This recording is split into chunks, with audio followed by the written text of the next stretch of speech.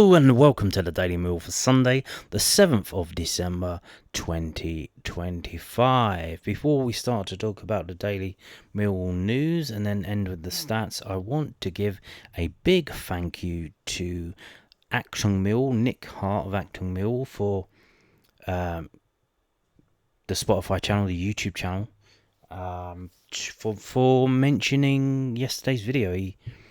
He mentioned it in his own podcast and recommended it, and he shared the video on his X feed, and that was very welcome and a very nice surprise. So thank you very much about that. And in return, what I will do is I'm going to share this video from Nick's X feed, which is the pin post. Every year, well, not every year, the last couple of years, he's been doing these calendars which raise money for charity, and this is the Lions Food Hub, and you can get them from there or you can message him online. But let's hear from the man himself. Here we go.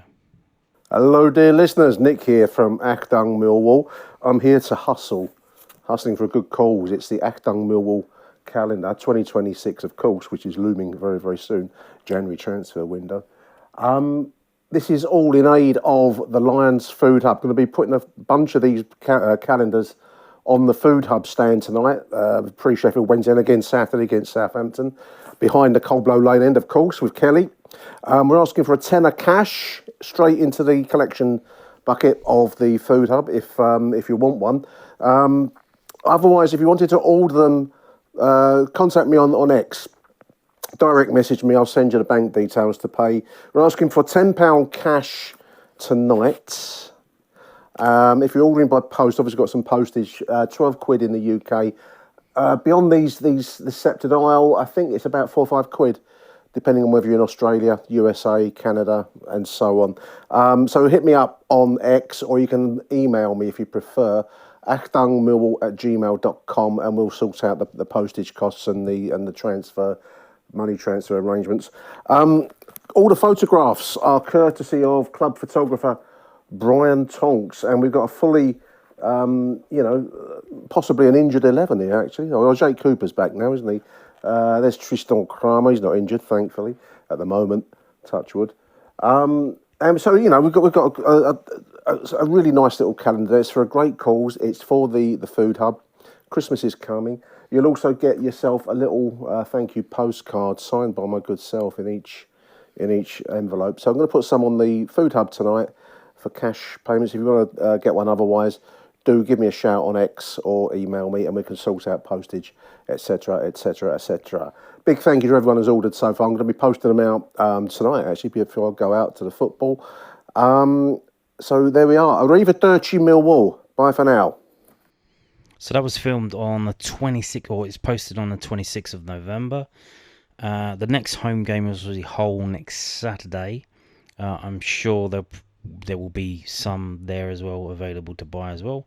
Highly recommend getting that for the good cause and just for the product itself. Very well done.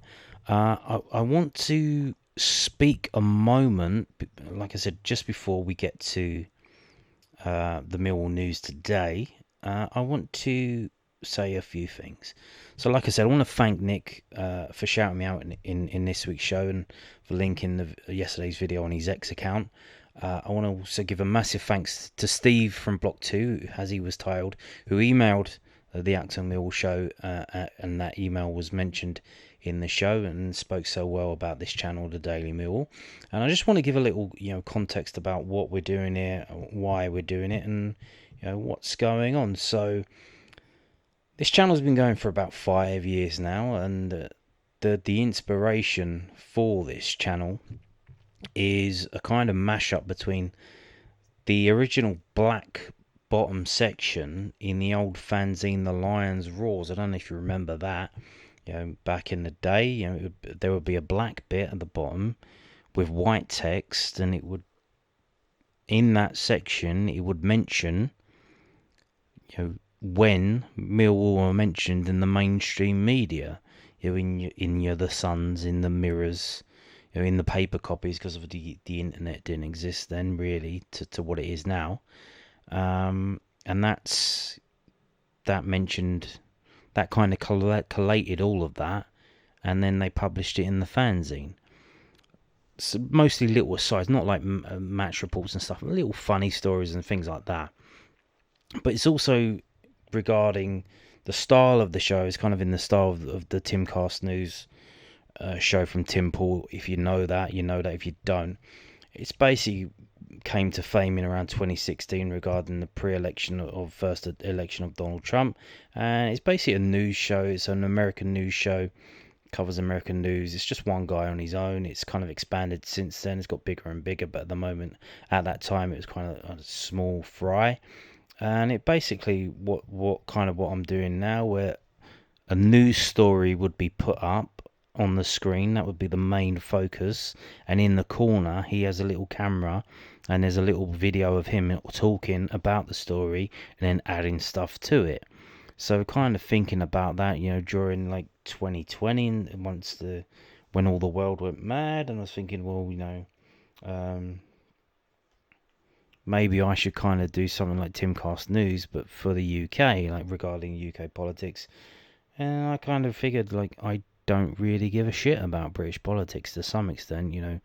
The minutiae of it, obviously the main details, obviously we all hate this failing Labour government. They're down to projected 4 seats. The Conservatives as well, they were predicted few seats as well, and apparently Reform are going to storm it in England, and not in Scotland and Wales and the West Country. But obviously that's for another day. But then, like I said, I probably didn't give a fuck enough to start making videos about British politics. So I think, what do I give a shit about?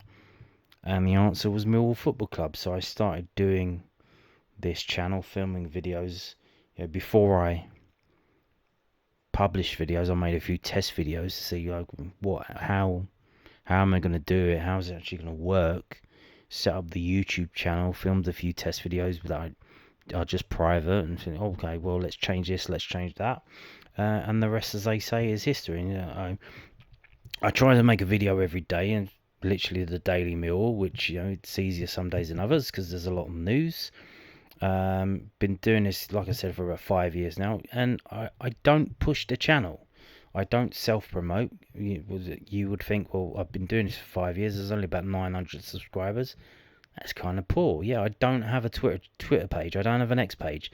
There are 2 channels on X. One's handle is at Daily Millwall, but the title is Millwall Daily. That has nothing to do with me. That was someone who saw my channel and then kind of jumped in and nicked the name, thinking maybe they could capitalise that on the future. Do not respond to them. And there's another guy that was called Daily Mill FC, and that's not me either. He started tweeting in 2020. He went away, and now he stopped posting. I don't know if he went to jail or what, but he just stopped posting. Now he's come back recently. That's nothing to do with this channel. I don't have social media sites. I'm not on Facebook. I'm not on X. The channel doesn't have it. I don't push the channel. If you like it, you like it. If you don't, you don't. At the start of the channel, there's a graphic that says like, share, and subscribe. I don't ask you to like, share, and subscribe. If you want to, you want to. If you don't, you don't.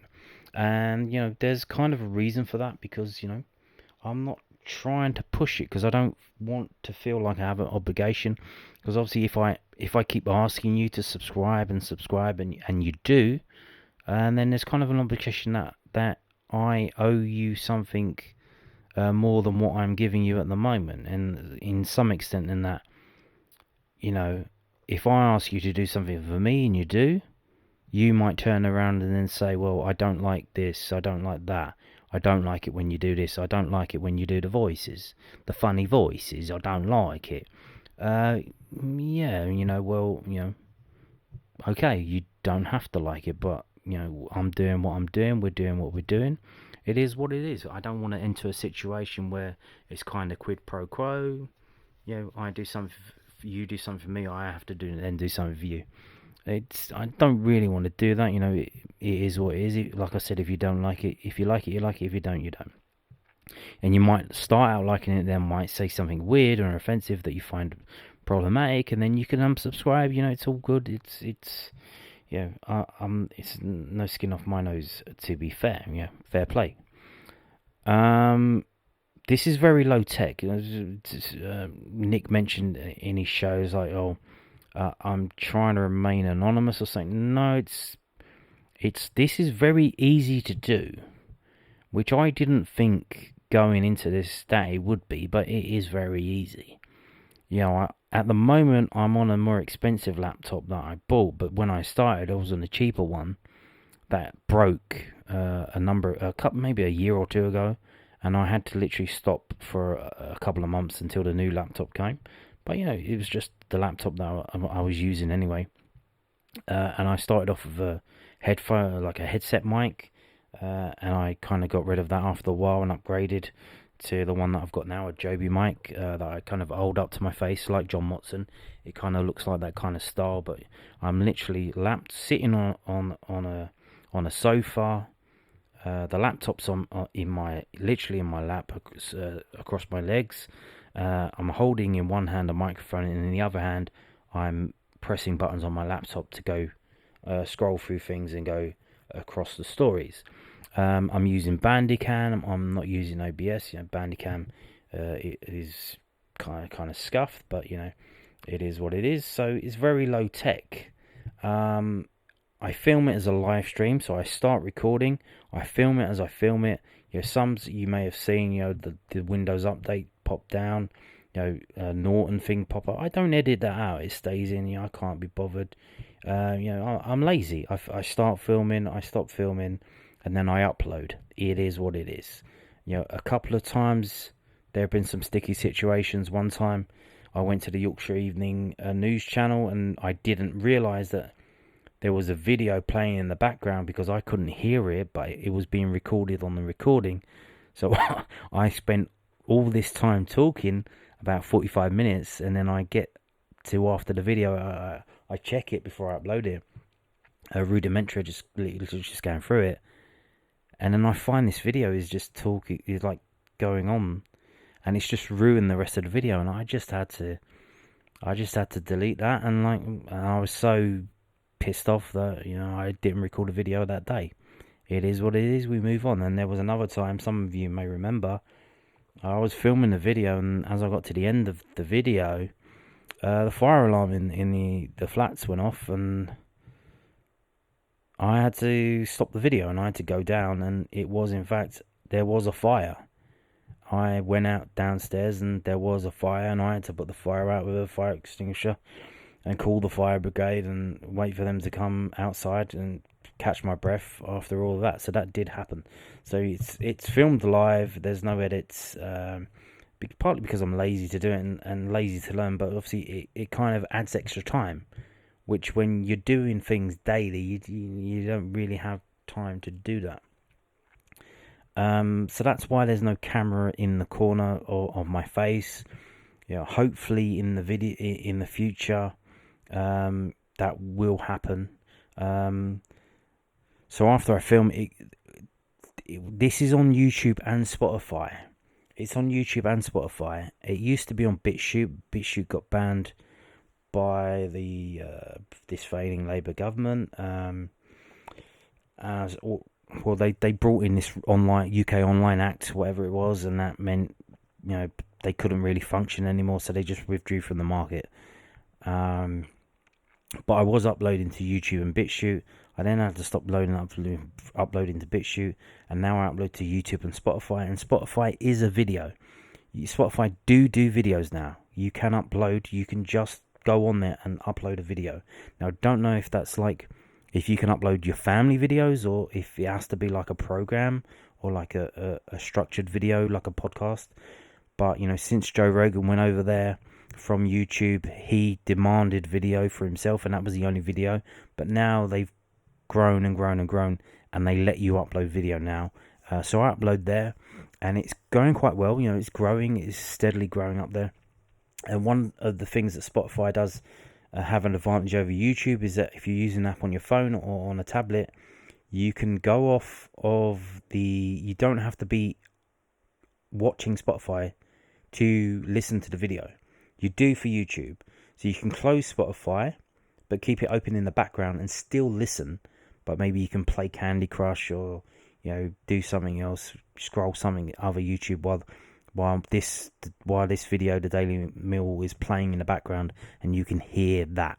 So that's a little advantage, and it is growing over there. It's funny. Just a couple of days ago, you know Spotify Wrapped came up. If you use Spotify, you know Spotify Wrapped. They actually do that for the creators, and it was funny to see. They were saying, "Oh, people who watch your channel also do this and do that." So all of you on Spotify who watch the Daily Meal, you basically just listen to Oasis, because it was like, oh, number one, Oasis, and a few other things as well. And obviously people who listen to the Daily Millwall, they also listen to Achtung Millwall podcast and Chat with Chaps podcast and That Millwall podcast, and also bizarrely, I think it was called The Second Tier podcast or That Second Tier podcast, that as well. So there you go. Like I said, I don't show my face just because it adds another complication, because I would have to, I'm not going to use the laptop camera on my laptop. I'm going to have to set up another camera. At the moment, obviously, I don't have a desk, so I'd have to set up a desk and all of that stuff to set up a camera, to set up a stand, to set up a camera on, and then get that attached to the laptop. And it's just, a lot more fucking around. It's not really because I don't want to show my face. It's just too much. I'm too lazy. I just want to click, talk, film, upload, bosh. At the moment, I'm around about 900 subs. Got quite a few more subs today, thanks to Active Millwall shouting me out. Once a channel, if you don't know this, once a channel gets to 1,000 subs, they can then click a button to get monetized, and they'll show ads on the channel. I don't really want to do that, so I don't think I will do that once it gets that far. I don't think I'll click it. Because it's not really worth it. You need to get loads and loads and loads of views to do that. But I don't think I'm going to turn it on. One thing to note is the analytics in the background. So those of you who have uploaded videos to YouTube, you'll see analytics. When you get a view on YouTube, it's literally just if someone clicks on the video and then there for 1 second, that counts as a view. My videos, when I get a lot of views, it's just people really, the watch time isn't that high. Watch time is how long people watch. So I think when my views are high, it's just people click on it and go, what the fuck is this? I prefer it, and it's best for me personally, when the views are lower. I go to the thing behind the scenes and I click and see, and it will say watch time, and it will be in green, and it will be higher, and it will say higher than normal. So the views will be lower, but those of you who are watching, who did click on, have watched for longer. So that's what I want. Obviously, you want your videos to be watched. So obviously, not everything is going to be interesting to everyone. Today's on a Sunday. If you're new here, if you didn't know, on Sundays, because there's not really any news. The club take the day off after the game, and there's nothing on millwallfc.co.uk. Southern News as well, they kind of take the day off. So there's not really any news. So what I decided to do many years ago, why don't I talk about the stats from the game? So on Sundays we do that. Obviously on match days we talk about the match. The day before the match we do the preview, and in between, Mondays, Wednesdays, Thursdays, whatever, we do bits and pieces, whatever comes up. So that's what we do. And one of the reasons why I'm doing this, you get the very real feeling that the news is ephemeral. It's here today, it's gone tomorrow. It doesn't really exist, especially in this day and age with the websites. If you get a newspaper, you can buy a newspaper. If, something happens like man lands on the moon, you go out and buy a copy of the newspaper, you keep it. It's a memorial. Oh, look, The man landed on the moon. You know, it's a giant step for mankind and all that stuff. So you keep it as a memento. In this day and age, it's gone. The stories on the internet, it's still there technically, but how do you find it? You click and this click. Maybe you save it as a favourite or a bookmark. But, you know, for all intents and purposes, it's gone. So what this channel is, it's trying to archive all that stuff.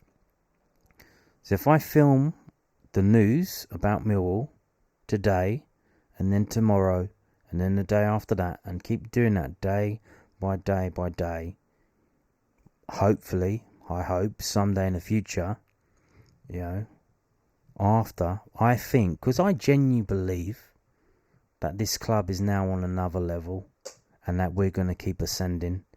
I think you've seen now with James Berylson, you've seen the changes that are happening. You've seen the hospitality section. You've seen the plans for around the ground, you know, new Bermondsey development. You've seen the West Kingsdown plans, which we're going to talk about in a few minutes after this. That there are plans afoot to take this club to another level, and that by me talking about the Mill news every day, how this went forward step by step by step, that people in the future can look back and see, okay, this is how it was done. You know, maybe in 5 years' time, 10 years' time, 50 years' time, 100 years' time. Because all these videos, hopefully, you know, they're going to be uploaded to a server in YouTube, in America, wherever that is, in, you know, San Francisco or wherever. And, you know, other than, you know, nuclear fallout and atomic dust, the server's going to survive, and this will still be around. So that's what this is about. It's about, you know, in the moment, giving you the news as by going out and gathering it and collecting it, and putting it in a little package that you can watch if you don't have time to just be scrolling the internet all day long. You know, finding, like, where do you find the news? Do you find it here? Do you find it there? Maybe you're not going to get the whole picture. I'm going to try and find the whole picture for the day. I'm going to put it in a little video. I'm going to upload it, and if you want to watch it, you can watch it. If you don't, you don't. Maybe you start out watching it. You can skip along, because maybe this thing isn't interesting. You skip along. I try to do it where I think the most important thing at the start will be at the start, and then it goes along. It won't be, you know, and things like that. But, you know, there you go. So, yeah, I just wanted to mention. Oh, yeah, another thing that Achtung Millwall mentioned. I didn't really mention my name, because it never really come up. You know, it's not, like I said, it's not about me. It's about the club. My name is George. So if you want to just call me George of the Daily Mill, that's my name. So there you go. And on that note, we're not ending. We're going to crack on with the rest of the video. So thank you for indulging me. Oh, it's been 23 minutes. I didn't really expect it to go on for that long, but, you know, if you listen to all that rambling, thank you very much. But let's get into the Millwall news. Sort of. These are the FA Cup results of the second round before the FA Cup third round draw. And I'm going to say something that I never say, but a lot of people others say, and I kind of cringe and I kind of chastise when they say it, but I'm going to say it. And I'm going to say, get ready for it, fuck the FA Cup. Yep, I said it. We're third in the table. You know, we have a very real chance this season of going up, whether that's finishing second or getting in the playoffs. The last time we were like this, seriously, other than the Blackburn last day game, you know, before 2004, you know what happened. And if you don't, I'm going to tell you in a minute, but after I tell you about this FA Cup draw coming up on Monday. So I watched a Boreham Wood game today because former Mill youngster Abdul Malik started in that game. Did okay. Boreham Wood in general were absolutely fantastic. Actually smashed Newport 3-0. They're a Conference League team. They've just got promoted from the Conference South, but they're at the top of the conference, so they're very well organised. They know what they're doing. So that would be a bit of a banana skin. But you can see, and here's the thing though, no replays. So we have an occasion, although Slough are non-league, Macclesfield themselves are non-league. They used to be in the league, I believe. That went to extra time. So no replay for them. I think, obviously, Sutton against Shrewsbury. That went to extra time. No replay. They end up losing that. Western-super-Mare went through against Chelmsford. That was 2-0. So I think all in all, we have about 4 non-league teams through at the moment. There could be one more because there's a game on Monday. But, Wealdstone are out. Cambridge United are through on penalties against Stockport. Obviously, Neil Harris, manager at Cambridge United. Hope we don't get them. And here's another one. Barrow, away at Wigan. They took them all the way to penalties, but they got knocked out. So, again, these replays, I'm not a big fan of not having the replays, but it's these non-league teams are battling, but they just can't get over that final hurdle.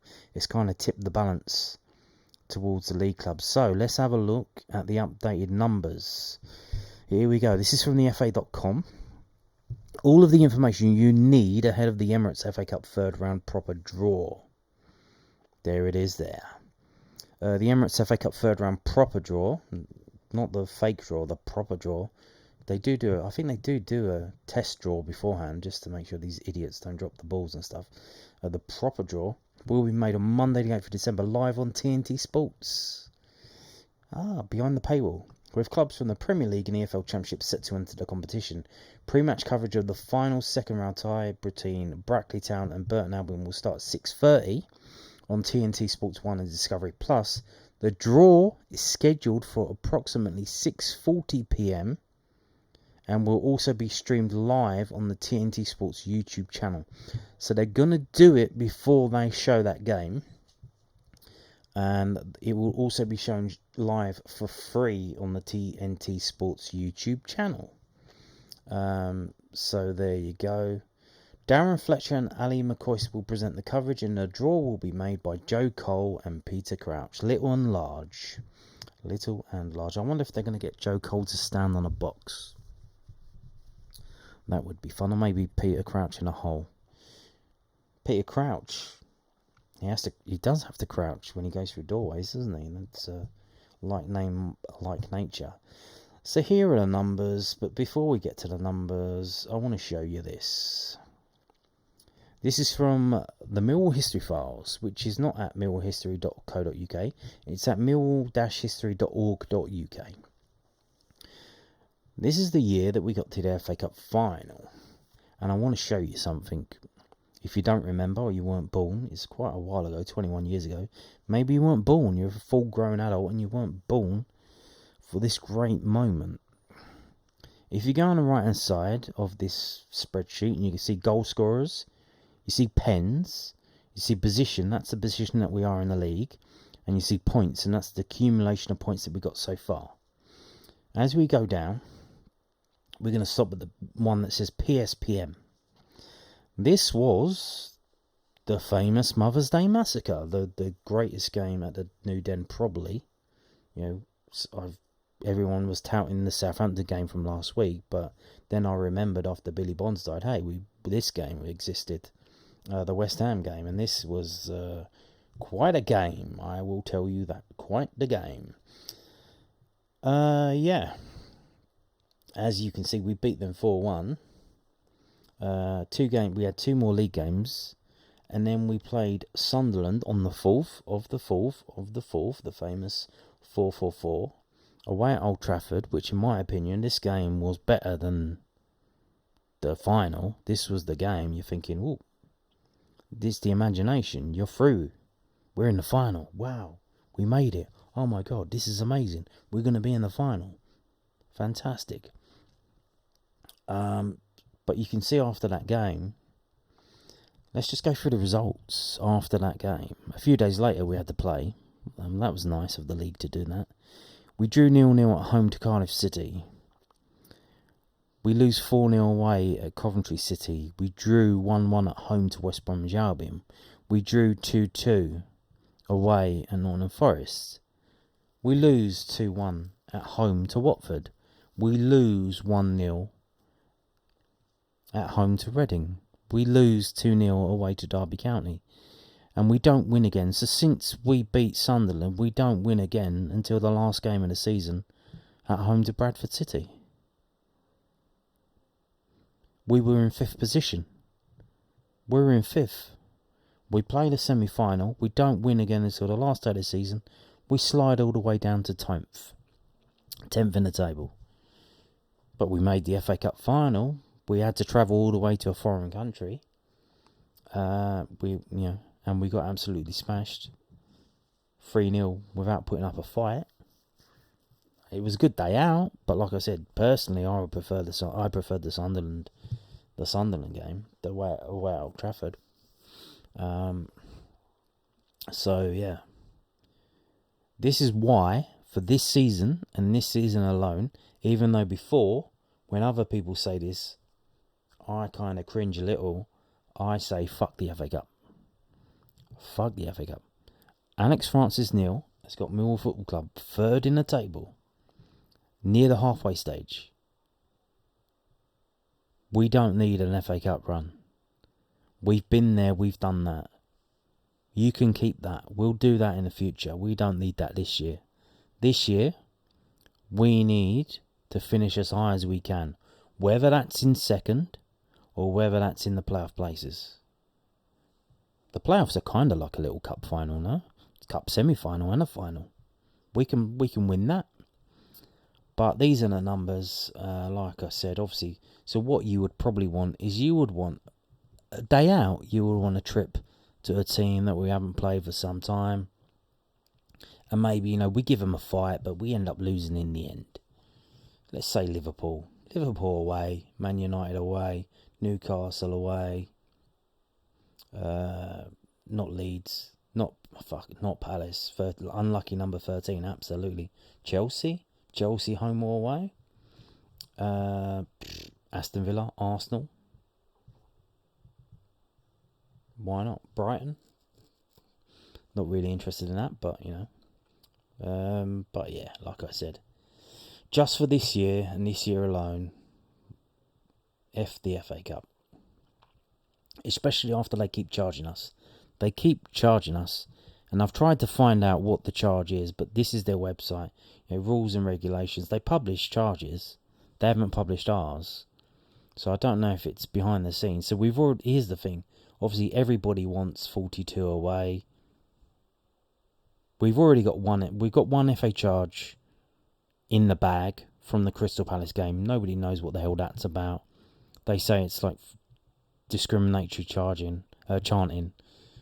We're going to have another one. I don't know if it's going to be individual on David Livermore and Jason Knight, or if it's going to be the team failing to control their players. From what I could see, I think the Millwall players were pretty much under control. They were trying to break everything up. It was a Bristol City fan, Bristol City players, and they were the ones put argy-bargy and throwing punches at the dock for some reason. I think because he's an old man. They think, well, I can beat up this old man. Let me go over and beat up this old man. Like, fucking hell. Jesus. So yeah, we don't need another FA Cup charge. We don't need 3 in one season. That would be a nightmare. But yeah, we don't want 57. We don't want that. Salford City, that would be funny. But like I said, we want a day out where we'll give them a game, but we'll eventually get beaten by the better team because they got so much more money than us. Oh, what could we do? It is what it is. But these are the numbers. So the draw is going to be on YouTube, on TNT Sports YouTube channel at around 6:40 tomorrow, Monday night, which is just before the under-21s game, which is at Kidderminster Harriers Football Ground against Wolverhampton Wanderers. So there you go. And in tomorrow's video, I'll have to give you the result of that game. So these are the numbers. There you go. Now, we're going to move on to West Kingsdown. We have an update. Good update. If you didn't know, we have these conditions that were in the planning application that was granted. Before we can start to build, we have to tick off these conditions. We have to put in a plan regarding each condition, which is a different thing, and then we have to send it to them. They then send it out to other people consulting it, and then it comes back and they say whether it's granted or whether it's denied. At the moment, most of them come through. You can see, if you look at the bottom, it says status. Awaiting decision on the one at the top. Granted, awaiting decision. Now this has been the tough one. Has been the Surface Water Drainage Scheme, the SUDS, Condition 9. Mill already submitted their plans. The plans got questioned, so then they resubmitted them again. Those plans got submitted again in kind of a way where they kind of intimated that the plans were kind of improperly gathered and were maybe just made up to some extent. So they're going to have to be submitted again for a third time before, and this is from Kent County Council Ecology Department. So that's the tough one, which is kind of delaying it. I think that's the last one left standing. One that gone through recently, this one here, you see it? Details pursuant to Condition 6, which is the mitigation strategy for azle dormice. Yes, little dormice. How cute. I think that's the creature that is in, if you remember the Disney adaptation of Alice in Wonderland, the sleepy mice. I think that's a dormice. So they're very small, and you mostly see them sleeping during the day. They're nocturnal creatures. It has been granted. It was granted recently, a couple of days ago on the 5th of December. So, like I said, I think we've just got another couple to go, and then we can start to plan to build. They have to appoint the builders, they have to do a few more things, and then they can actually break ground. I think they're looking to do that in the quarter 1 of 2026, so that's January, February, March. So they have to do it before springtime, because then once springtime hits, the animals are going to be doing things in springtime. So I think they have to get it done before then. Otherwise, they're going to have to wait until later on in autumn. So the timer is running. Moving on, we actually have to report. Yeah, so this is kind of like a little summary of what's going on. The original planning application at the top. What it is, the construction of training academy facility, etc., etc. The condition. Prior to the commencement of any works, including site clearance, so the site hasn't been cleared yet, a mitigation strategy for azle dormice will be submitted to and approved by the local planning authority. This will be informed by the completed surveys for azle dormice. The approved strategy will be implemented thereafter. So they had to come up with a strategy. The consultation from Kent County Council Ecology, they said, well, an EPS licence has been submitted, and it is confirmed that Natural England are satisfied about the strategy. We highlight that the mitigation strategy details that the vegetation clearance will be carried out during the active dormice period, which is approximately April to October. Depending on weather conditions. The habitat creation plan corresponds, etc., etc., yada yada yada, and they are satisfied that the condition can be discharged. To ensure that construction and development does not result in the loss or harm of to the little hazel dormice, which are a protected species. So to discharge this condition, the development has submitted the following: the dormice EPS license and the mitigation and compensation plan, and the monitoring and management plan. So what they're going to do is they're going to put up nests, basically, I think little boxes, and they're going to encourage them to live in them. And before they do anything, they have to go around and check for the dormice. And if they find any, they have to move them in the boxes, and then they can cut the grass down and all that shit. So yeah, it's been granted. Azar, we move forward one more step, step by step by step by step. So there you go. Now, regarding West Kingsdown overall, there has been some confusion because things are being said, but things aren't being said. This is from an interview. Obviously, I didn't cover this at the time. It's from, a couple of weeks ago? Mark Fairbrother provides an extensive update. If you haven't seen this is a free interview. You just log into your Millwall profile and you can see it.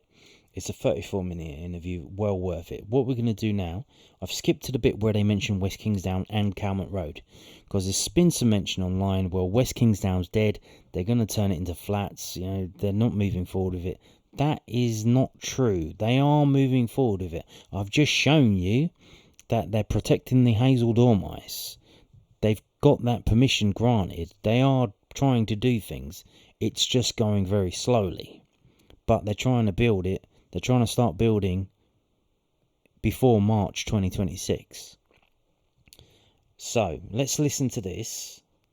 Earlier, perhaps with the lounges, it's something that's sort of been halted for too long and needed the work.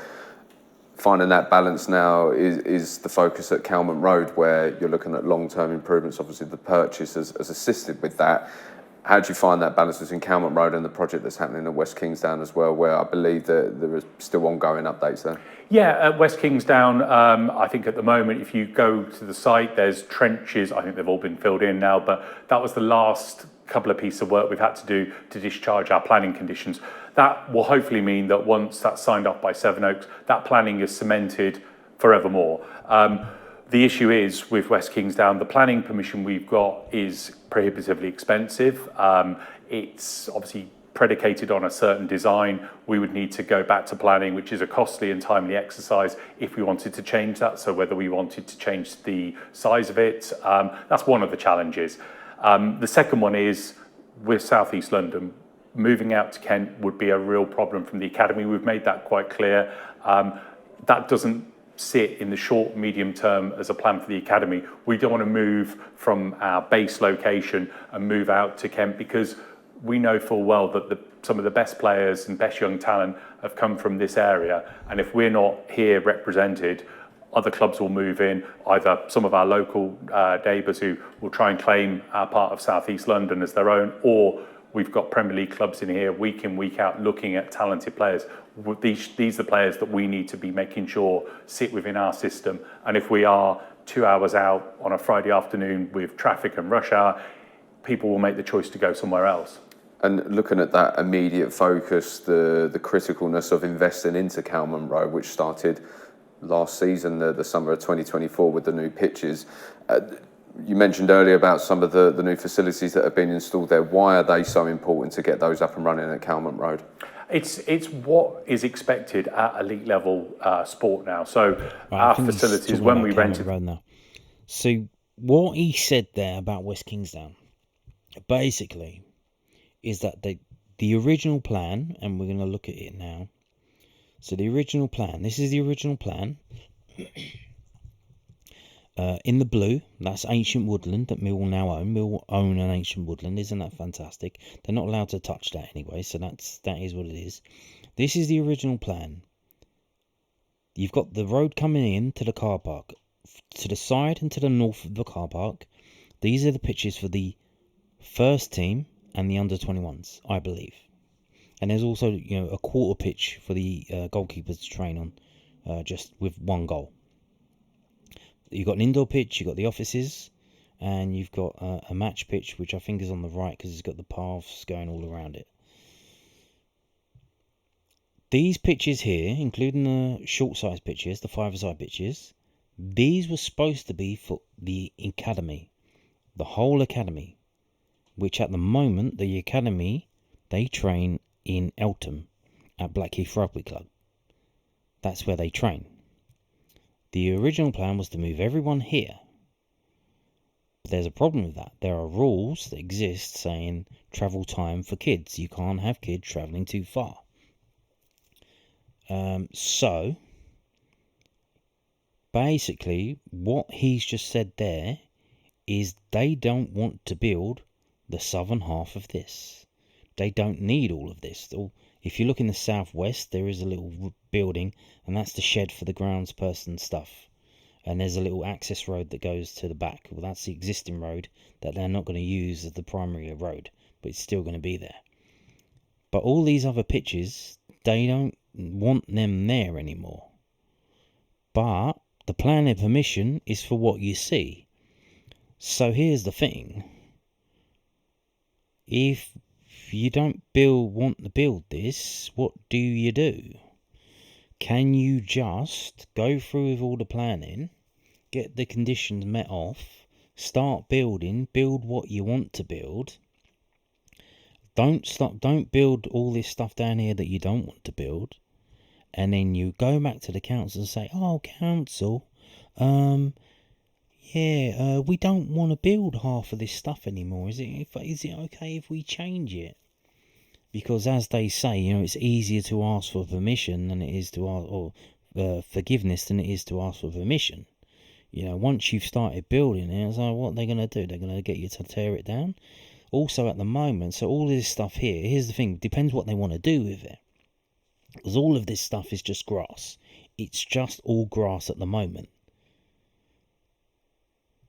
Do they say then, oh, we want to leave it as grass and we're going to move this groundsperson hut up to the middle, or they're going to move it over to near where the motorway is, where this other pitch is, and we're just going to leave it as grass? They would probably be fine with that. Do they say, oh, we're going to plant loads of plants and trees and stuff, it's going to be a nature habitat? They would probably be fine with that as well. You imagine, because the objections coming from these people who are living in these terraced houses over here, a stone's throw from where they live, there are supposed to be these 4 pitches, 2 full-size pitches, 2 small-size pitches. If they find out, hey, these pitches aren't going to be there, instead it's going to be trees and plants, they're going to be happy days. They're going to say, oh, that's better. Thank God for that. So if you wanted to, here's the thing, if you do that, if you build plants and trees, and then in the future you want to do something, but the animals have moved in, endangered species have moved in, now it's going to be a hassle to try and build anything there in the future if you do want to build anything there.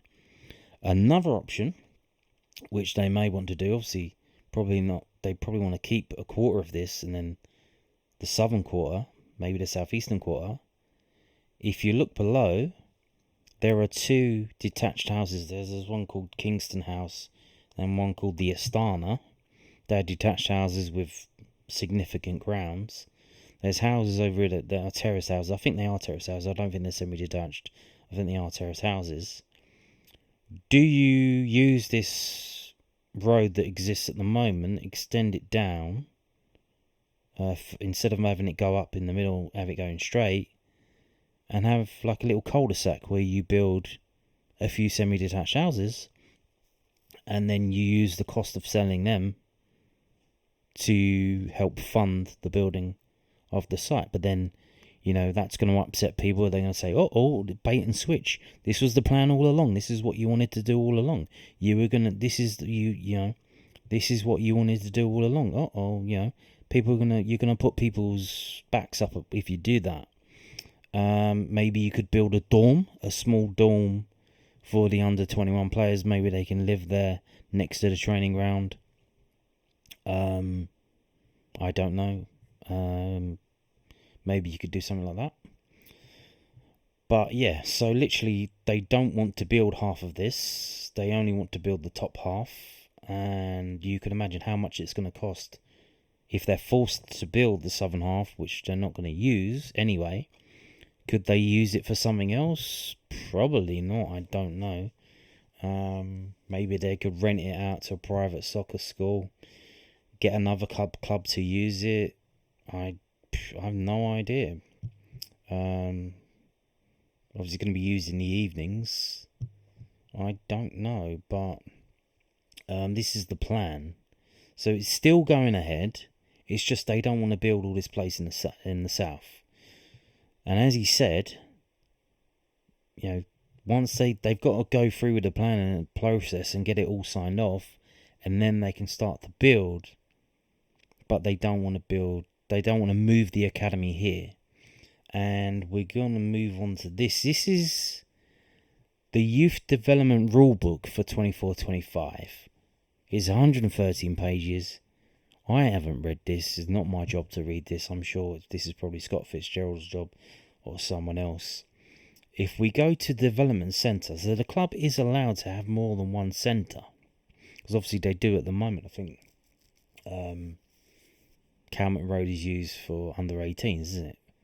There are rules. Obviously I haven't gone through all the rules, but each club which operates a category 1, 2, etc., we're category 2, may, with the consent of the league and subject to rules 146 to 148, operate one or more development centres to be located within 1 hour's travelling time of the location of its principal venue for the provision of coaching and education to academy players, where the development centre will be attended by players in the foundation phase age groups or lower. So here's the thing. See, he went on, obviously, I imagine he drives everywhere. So he's got a driver's mindset. So he's like, the roads in London are completely fucked.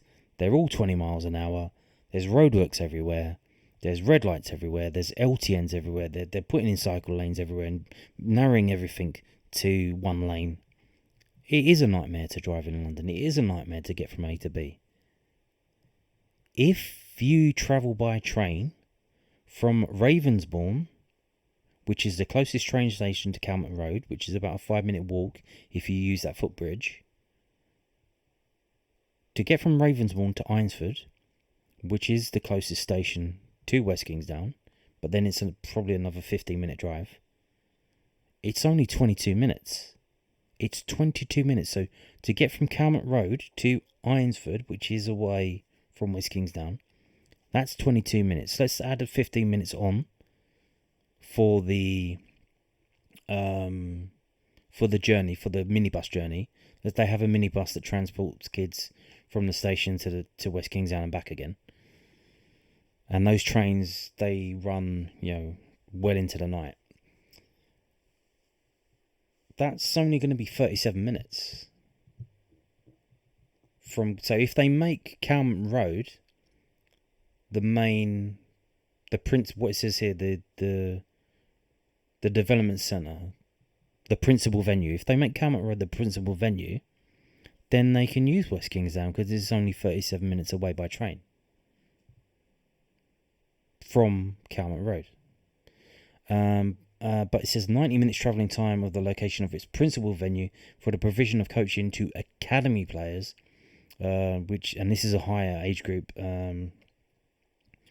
A club may only permit a child to attend its development centre where they reside within the following travel time. So they have to live within travelling time. So this is the problem. Like, it's too far away. So for primary school children aged under 11s or under 11s or under, they have to live 1 hour to a development centre within the following travel times from the club's principal venue.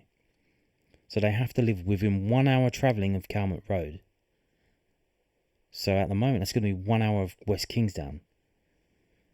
That's kind of too far to get to London. There is a fast train that goes from Denmark Hill to Bromley South. You change at Bromley South and get to Eynsford.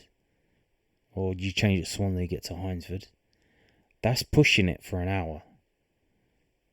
But for the older age group, it's 1.5 hours. That is possible. Again, that train that runs from Ravensbourne to Eynsford, it's not a fast train, it's a stopping train. It comes from Blackfriars.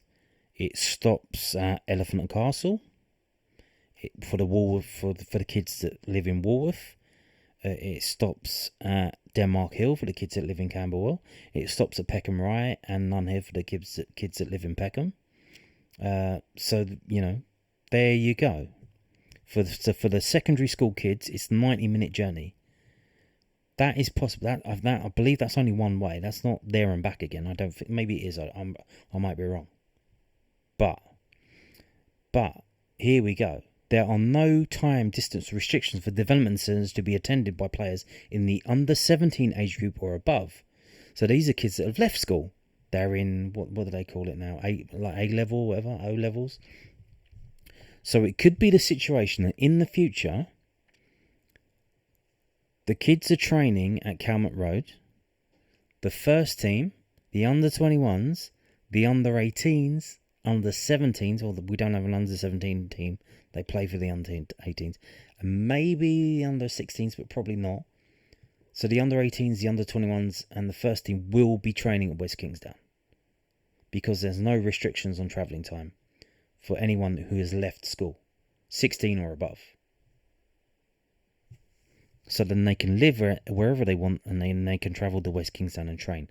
So at the moment, we have the first team and the under 21s training at Calmont Road, and the under 18s train elsewhere, but they play their matches at Calmont Road. They play Saturday morning at Calmont Road. So it could be, at the moment, I think we have advantaged ourselves. We've brought in all these talented youngsters. We've kind of got them training with the first team. You know, players like Jack Howland, AJ Matthews, etc., etc. They're training with the first team, but they kind of mostly play with the under 21s. They might be on the bench for the first team. And that's kind of brought them on a bit, especially like players like Danny Kelly. You seen him the other day? He looks amazing. So it could be an even closer knit community that from the age of 16, 17, 18, you're in and around the first team. You're at the same place as the first team. Rather than at the minute, it's the under 21s.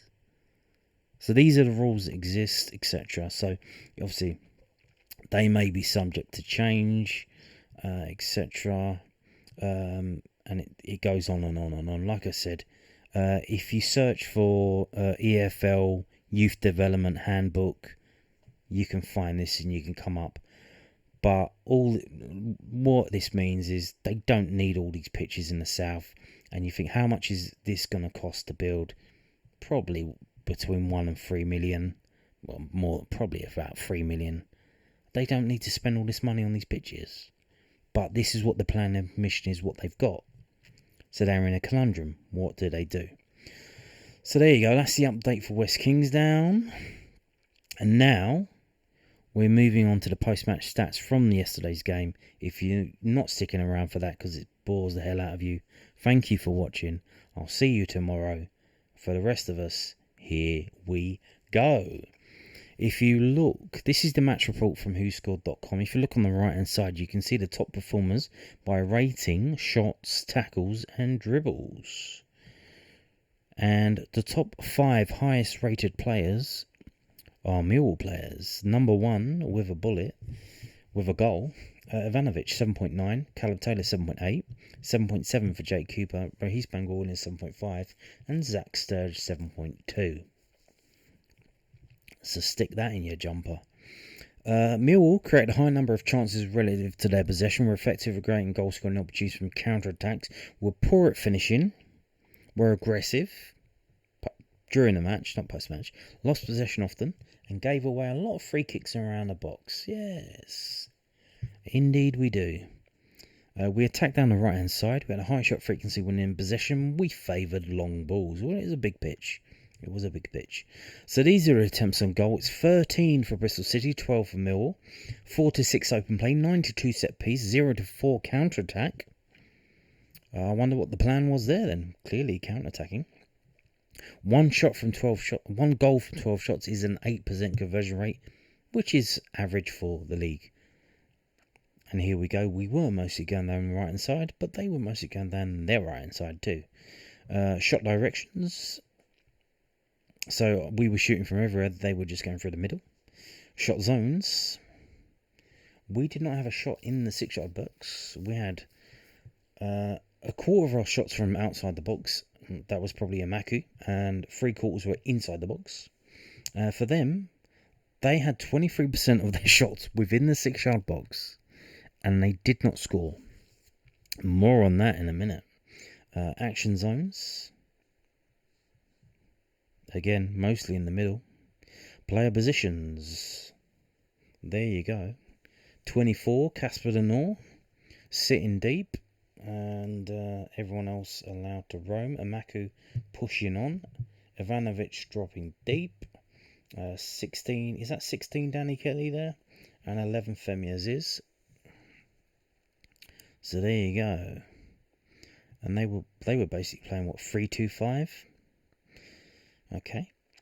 Now moving on to this, which is the match centre from WhoScored.com. Here's a list of events in the game, cards, substitutions. Lovely goal. Mihailo Ivanovic scores, assisted by Reece Bangor Williams. Low to the centre, 18-yard box. Big chance, right-footed, fast break. Bosh. Then they respond by making changes because they started to lose the game and they thought, oh, we're losing the game. And one of the first players off, Jason Knight. We respond by making our own changes, some more cards, more changes, and cards right at the end.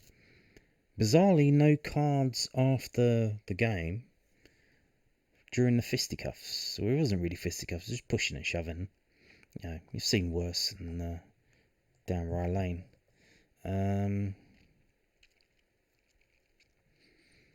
Yeah, it was bizarre. You know, the ref was a bit experienced. He could have sent people off for that, really. I guess he's just going to write up in a report and send it in, but it is what it is. If you look at the club badges at the top left and top right, you can see the average player rating for each team. It's 6.43 for Bristol City. It's 6.88 for Millwall. So quite the difference there of being a better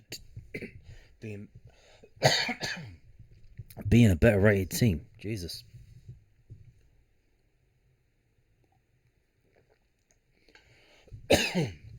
Okay, let's try that again. So, oh my god, my voice is gone. It just disappeared just like that. Hey, 1, 2, 3. Testing. Oh, come back. Right, let's try that again. Okay. So, if you look at the Millwall team, you can see most of the players got a rating of 7 or above. The only players that didn't get that was Dinor, 6.9. He went off at half time. You imagine if he would have stayed on, would have got a decent score. Kelly, 6.4, and Amaku, 6.4. Which is probably a bit harsh on Daniel Kelly. You know, I thought he played very well. Was probably my man of the match, actually. So again, it's interesting to look at the stats to see why has he only got a 6.4. Maybe he had a lot to do. He did a lot and he didn't get it all right. But you can imagine, you know, that's the case with Amaku. Obviously, Amaku did a lot of running down the side, a lot of dribbling. And then he had a few shots that went over the bar instead of passing it. So let's go down. Total shots 13 to 12. These are the players who had those shots. Ivanovic with 2, Aziz with 3, Bangor is 1, Danny Mack with 2. Danny Mack with 2 shots. Damn. Possession, of course, 67 to 32. It's not about how much of the ball you have, it's about what you do with it. Exactly. And you can see we weren't really getting on the ball. The player who got on the ball most for us was Crocombe, 4.3. Obviously quite a big pitch, quite a lot of gaps, so once he gets the ball, he holds on to it until he gets closed down, and then he drops on it, picks it up, and, you know, boots it forward. But other than that, not much going on. Pass success percentage 75 to 59. Again, Ivanovic isolated up front, only 25% passing accuracy. But you've got Amaku of 80, Kelly of 80, Zach Sturge of 83. Crocombe's is low down to 23. Aziz 56, obviously whipping balls in. That will bring it down. Dribbles 8 to 8. So these are the players who dribbled. Aerials won 21 to 17. So Ivanovic did win 5 aerial duels. Kroken won 1. Cooper with 3. Aziz with 4. But if you look at the Bristol City backline, you've got Vina with 7, Dickey with 5, and Tanner with 2. So they won 14. So if they won 14, that means Ivanovic probably lost about 12. So these are just won, not lost. We'll find out about the rest later on. So tackle 6 to 14. So we didn't get tackled. We just kind of gave the ball away. We tackled them 14 times. And it spread around, really. Everyone had a tackle except for Bangor, Williams, Amaku, and the keeper. Even Negley had 2 tackles when he came on. Nice. Corners, yeah. I thought they were going to score from a corner. They had so many corners, 8 to 1. These are the players who won those corners. Dispossessed, 10 to 1. These are the players who had the ball taken off of them. So there you go. Now moving on to this, also from whoscored.com. This is basically a spreadsheet kind of thing of what we just seen, but a few bits extra. So here we go. 7.89 for Ivanovic, 7.79 for Caleb Taylor, 7.72 for Jake Cooper, 7.47 for RBW.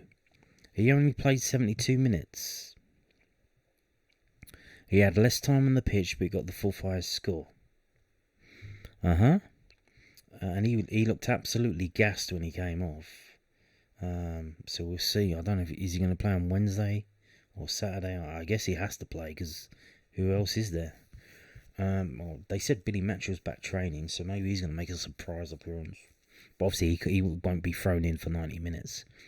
I don't know if he can feature in the under-21s tomorrow, because that's a cup game.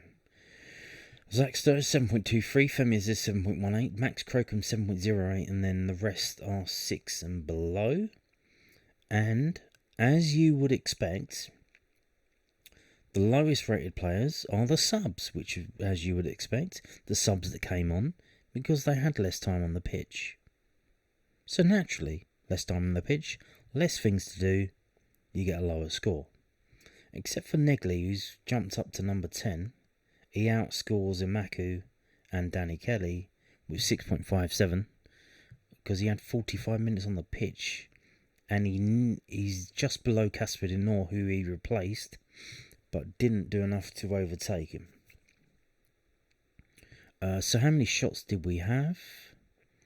What was it? Was it 11 or something? I've forgotten.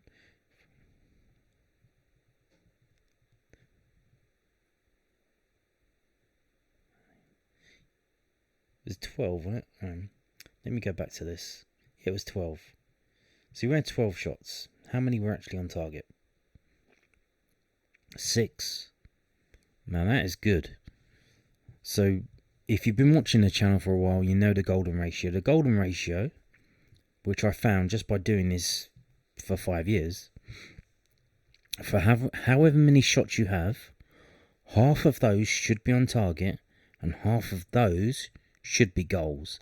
Now we didn't quite get the goals, but 12 shots, 6 on target. Should have been 3 goals, it wasn't. But obviously, these shots on target, they happened in the same motion. Femi Aziz, 1 shot on target, 2nd shot on target, comes back out, moves over, Bangor Williams moves it over to Ivanovic, Ivanovic scores, shot on target. So 3 shots on target in the same move. So there you go.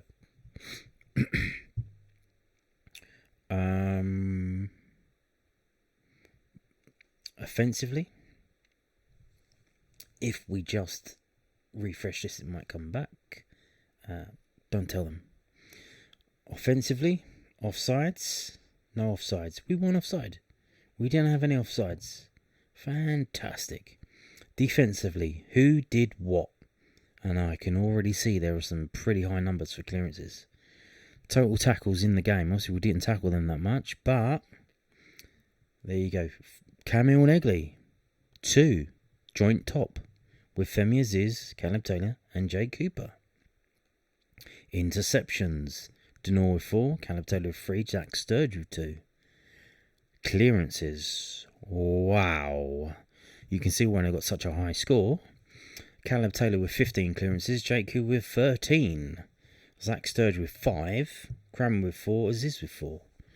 Wow. Blocked shots. 2 for Cooper, 2 for Crammer, 2 for Ivanovic. Okay, let's move on to this. Last but not least, FBref.com. The XG is in the middle between the club badges. 1.4 XG for Bristol City. 0.9 for Millwall. That should have been a 1-1 game. It wasn't a 1-1 game. They had that goal disallowed for offside. It wasn't offside. Don't tell them. So, yeah. Also, look, Captain Jason Knight. Captain. Oh, dear. Oh, dear, oh, dear, oh, dear. Again, here's the match events. Here we go. Possession 67 to 33, passing accuracy 74 to 59. They had 547 passes, we had 268. 3 of their 13 shots were on target. That's 23%. Half of ours were 6 of 12. Saves, their keeper made 5 of his 6 saves. Our keeper made 3 of 3, which is 100%. Absolutely fantastic, Max Crocombe. Absolutely fantastic. Here we go. Fouls, of course. Giving away a lot of fouls. The referee giving a lot of stuff to Bristol City until bizarrely at the end he kind of evened it out by not giving them the offside goal and then giving us a free kick when Danny McNamara fell on the ball and handled it. He gave both of them to us, which is kind of like he was giving everything to them until right at the end when he gave those 2 things for us. Absolutely bizarre refereeing. So fouls 7 to 18, corners 8 to 1, crosses 28 to 7, touches the ball 657 to 419, tackles 6 to 14, interceptions 8 to 12, aerials 121 to 17, clearances 28 to 55. Wow. Offsides 1 to 0. They were offside. We wasn't. That was the goal. That was the offside. Only the only one in the game. Goal kicks 8 to 10. Throw-ins 35 to 20. Long balls 91 to 69. So there you go. And as we scroll down, let's just quickly run through this. Shot creating actions. 2 offensive actions directly leading to a shot. So like an assist, but also the pass before it exists. Femi's is with 5 of those. Ivanovic with 3. Ballo with 3. Which is not bad. He's only on the pitch for 18 minutes. And Zach Sturge with 3. So there you go. The player with the most XG for us, 0.4. Again, add that all up, it's only 1. And if you go up to them, Emil Rees for them, he had 0.7 XG just for him. He himself had 0.7 XG, which is nearly as much as our whole team. What are we gonna do? Okay, let's look at passing. Passing accuracy. So here is Ivanovic. 64 yards passing. 9 of that was forwards. He was probably the most forward player. No one's in front of him. What's he gonna do? Only 25% accuracy. Yeeks. Although Langstaff was 1. He 0. He had 1 pass. Didn't. That was a long pass. Didn't go to anyone. What else have we got? Femi's is with 55. Bizarrely, all of his passing is off. Short passing is off. Only 54%. Medium passing 50%. And long balls are 50% for Femi. Camille Negley 66.7. Although his short and medium is sweet. It's just his one long part. Like he was 50-50 on his long passing. But other than that, pretty good. Danny Kelly. Why did he have a low score on that thing?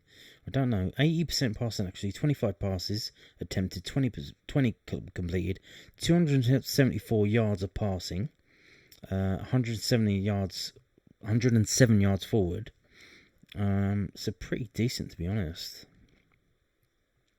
Bangor Williams, 207 yards passing, only 29 yards forwards. His long balls were all off, 0% on 3 long balls. But short and medium was pretty sweet, 85.7. Pretty good. Okay. Passing types, yeah. Defensive actions, where the tackles were made. No tackles in the attacking third. Challenges. So this is number of Bristol City dribblers tackled. 1 attempt by Ivanovic. No. Femi's was 50% on 2. Bangor Williams was 0% on 1. Danny Kelly was 50% on 2 attempts. And again, so yeah, they were struggling with the dribblers. Possession. This is take on, so Millwall players trying to dribble. And you've got Ivanovic and Amaku 50% 1 and 2, 2 and 1. Femi's is only 1 attempt, not successful. Bangor Williams, 3 attempts, 2 successful. He got tackled in the other one. And here we go. In terms of carries, number of the times the ball controlled the ball with their feet, total distance in yards, progressive distance, total distance in yards, moved the ball towards the opponent's goal line. Ivanovic, 16 carries of the ball for 93 yards, 47 yards of that was forwards. That's a lot better than before. Amaku, 13 carries, 162 yards, 60 yards forward.